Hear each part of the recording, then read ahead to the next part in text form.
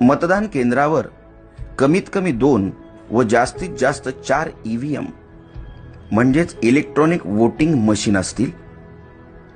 तुम्हाला मतदान एकूण 4 म्हणजेच अ जागा, ब जागा, क जागा व ड जागेसाठी करणे आवश्यकच आहे। उमेदवारांच्या संख्येनुसार या 4ही जागांची आखणी ईव्हीएम मशीनवर होईल। कदाचित या 4ही जागा 2 ईव्हीएम मशीनवर आखल्या जाऊ शकतात। 4ही जागेसाठी मतपत्रिकांचे रंग वेगवेगळे दिलेले असतील। अ जागेसाठी पांढरा रंग, ब जागेसाठी फिका गुलाबी रंग, क जागेसाठी फिका पिवळा रंग व ड जागेसाठी फिका निळा रंग असेल। प्रत्येक मशीनवर उमेदवाराचे नाव व त्याचे निवडणूक चिन्ह असेल।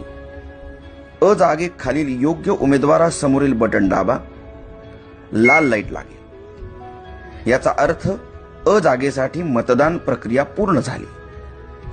ब जागेसाठी हीच पद्धत वापरा, क जागेसाठी हीच पद्धत वापरा, ड जागेसाठी हीच पद्धत वापरा।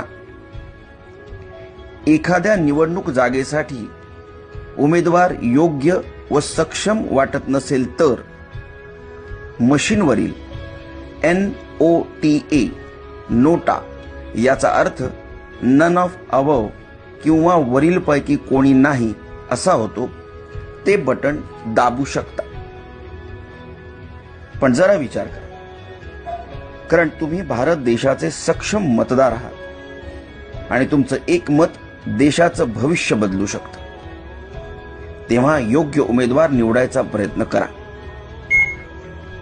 ड जागेसाठी मतदान केल्यावर बजर वाजेल। याचा अर्थ तुमची 4ही जागांसाठीची मतदान प्रक्रिया पूर्ण झाली। धन्यवाद। तुमचं मत हीच तुमची ताकद।